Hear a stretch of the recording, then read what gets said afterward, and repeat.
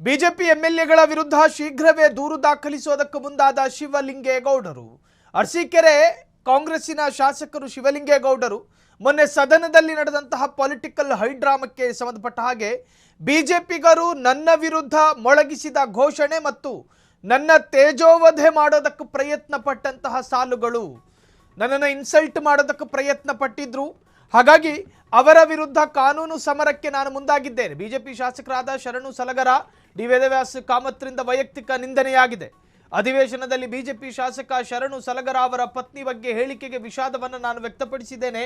ಹೇಳಿಕೆಗೆ ಕ್ಷಮೆ, ಆದರೆ ಹೋರಾಟಕ್ಕಿಲ್ಲ. ಕೆಂಡ ಕಾರಿದ ಕೆಎಚ್ಬಿ ಅಧ್ಯಕ್ಷ ಶಿವಲಿಂಗೇಗೌಡರು. ಕ್ಷಮೆಯ ಬೆನ್ನಲ್ಲೇ ಕೇಸರಿ ಪಡೆಗೆ ಶಿವಲಿಂಗೇಗೌಡ ಖಡಕ್ ವಾರ್ನಿಂಗ್. ಈಗಾಗಲೇ ನನ್ನ ವಿರುದ್ಧ ಸುಳ್ಳು ಆರೋಪ ಬಗ್ಗೆ ದಾಖಲೆ ಕೊಡುವಂತೆ ಮನವಿ ಮಾಡಿದ್ದೇನೆ. ನನ್ನ ಟಾರ್ಗೆಟ್ ಮಾಡಿದವರ ವಿರುದ್ಧ ಸ್ಪೀಕರ್ಗೆ ನಿಯಮಾವಳಿ ಪ್ರಕಾರ ದೂರನ್ನು ಕೊಟ್ಟಿದ್ದೀನಿ. ಸಿಕ್ಕ ಕೂಡಲೇ ಬಿಡುಗಡೆ ಮಾಡೋದಾಗಿ ಶಿವಲಿಂಗೇಗೌಡ ಹೇಳಿಕೆ. ಸದನ ನಡೆಯುತ್ತಿರುತ್ತೆ.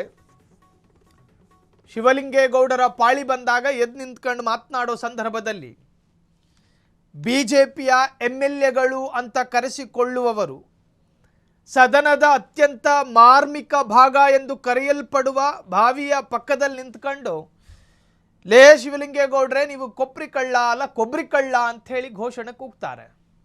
ಒಬ್ಬ ಮನುಷ್ಯನಿಗೆ ತೇಜೋವಧೆಯಾಗುವ, ಒಬ್ಬ ಮನುಷ್ಯನ ಮಾನ ಮತ್ತು ಸ್ವಾಭಿಮಾನವನ್ನು ಹರಣ ಮಾಡುವ ಯಾವುದೇ ಘೋಷಣೆಯನ್ನು ಯಾರೂ ಕೂಗುವಂತಿಲ್ಲ. ಶಿವಲಿಂಗೇಗೌಡರು ಕೊಬ್ಬರಿ ಕಳ್ಳ ಅಂತ ನೀವು ಹೇಳುವುದಾದರೆ ಸಂಬಂಧಪಟ್ಟ ಕಳ್ಳತನದ ದಾಖಲೆ ಬೇಕಲ್ಲ. ನಿಮ್ಮ ಬಲಗೈಯಲ್ಲಾಗಲಿ ಎಡಗೈಯಲ್ಲಾಗಲಿ ಯಾವ ಶ್ವೇತ ಬಣ್ಣದ ಪತ್ರವೂ ಇರಲಿಲ್ಲ. ಎಲುವಿಲ್ಲದ ನಾಲಿಗೆಯಲ್ಲಿ ಬಾವಿ ಪಕ್ಕದಲ್ಲಿ ನಿಂತ್ಕೊಂಡು ಕೊಬ್ಬರಿ ಕಳ್ಳ ಅಂದರೆ ಅದನ್ನು ಒಪ್ಪಿಕೊಳ್ಳುವುದಕ್ಕೆ ಶಿವಲಿಂಗೇಗೌಡರು ಅನುಭವಿ ರಾಜಕಾರಣಿ, ಪಳಗಿದ ರಾಜಕಾರಣಿ. ಸುಖಾಸುಮ್ಮನೆ ನನ್ನ ವಿರುದ್ಧ ಆರೋಪಗಳ ಸುರಿಮಳೆ ಮಾಡ್ತಿದ್ದಾರೆ. ಅರಸೀಕೆರೆ ಮತದಾರ ಮಹಾಪ್ರಭುಗಳ ಮನಸ್ಸಿಗೆ ವೇದನೆಯಾಗಿದೆ. ನಾನು ಅರಸೀಕೆರೆಯ ಎಂಎಲ್ಎ, ನನಗೆ ನನ್ನದೇ ಆದ ಹಿಂಬಾಲಕರಿದ್ದಾರೆ. ನನ್ನನ್ನು ಗೆಲ್ಲಿಸಿಕೊಟ್ಟಂತಹ ಜನರಿಗೆ ನಾನು ಏನಂತ ಉತ್ತರ ಕೊಡಲಿ? ಇಡೀ ರಾಜ್ಯವೇ ನೋಡುತ್ತಿರುವಂತಹ ಸದನದಲ್ಲಿ ನನ್ನನ್ನು ಬಹಿರಂಗವಾಗಿ ಕೊಬ್ಬರಿಯ ಕಳ್ಳ ಅಂತ ಕರೆದ್ರೆ ನಾನು ಅವರ ಅಪ್ಪರ ಮನೆ ಗಂಟೆನಾದರೂ ತಿಂದಿದ್ನ? ಅವರು ಮನೆ ಜಮೀನೇನಾದರೂ ಅರ್ಧ ಕೊಡಿ ಅಂತೇಳಿ ಏನಾದರೂ ಕೇಳಿದ್ನ? ನನ್ನ ಮೇಲೆ ಯಾಕೂರಿ?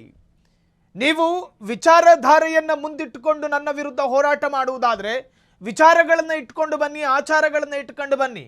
ಅದು ಬಿಟ್ಟು ಪೊಲಿಟಿಕಲ್ ಟಾರ್ಗೆಟ್ ಮಾಡಬೇಡಿ. ಪ್ರತ್ಯೇಕವಾಗಿ ನನ್ನನ್ನು ಗುರಿಯಾಗಿಸಿಕೊಂಡು ನನ್ನ ವಿರುದ್ಧ ಸುಳ್ಳು ಆರೋಪಗಳನ್ನು ಹೆಣಿಬೇಡಿ ಅಂಥೇಳಿ ಶಿವಲಿಂಗೇಗೌಡರು ಬಹಳಷ್ಟು ಸ್ಪಷ್ಟವಾಗಿ ಹೇಳ್ತಾ ಇದ್ರು. ಸೊ ನನ್ನ ವಿರುದ್ಧ ಯಾರ್ಯಾರು ಘೋಷಣೆ ಮೊಳಗಿಸಿದ್ದಾರೋ ನೀವು ದಾಖಲೆ ಕೊಡೋವರೆಗೂ ನಾನು ಬಿಡೋದಿಲ್ಲ. ನೀವು ದಾಖಲೆ ಕೊಡದೇ ಇದ್ದರೆ ನಿಮ್ಮ ವಿರುದ್ಧ ಡಿಫಾರ್ಮೇಷನ್ ಕೇಸ್ ಹಾಕ್ತೀನಿ, ಮಾನನಷ್ಟ ಮೊಕದ್ದಮೆ. ನಾಳೆ ದಿನ ವೇದವ್ಯಾಸ ಕಾಮತ್ರಿಗೂ ಸಲಗರ ಇಬ್ಬರಿಗೂ ಕೂಡ ಕಾನೂನು ಸುಳಿಯಲ್ಲಿ ಸಿಕ್ಕಿ ಹಾಕಿಕೊಳ್ಳೋ ಸಂದರ್ಭ ಎದುರಾಗದು ಅಂತ ಹೇಳೋದಕ್ಕೆ ಸಾಧ್ಯ ಇಲ್ಲ. ಖಂಡಿತವಾಗ್ಲೂ ಲೀಗಲ್ ಕಂಟಕ ಅವರಿಗೆ ಎದುರಾಗಲೂಬಹುದು.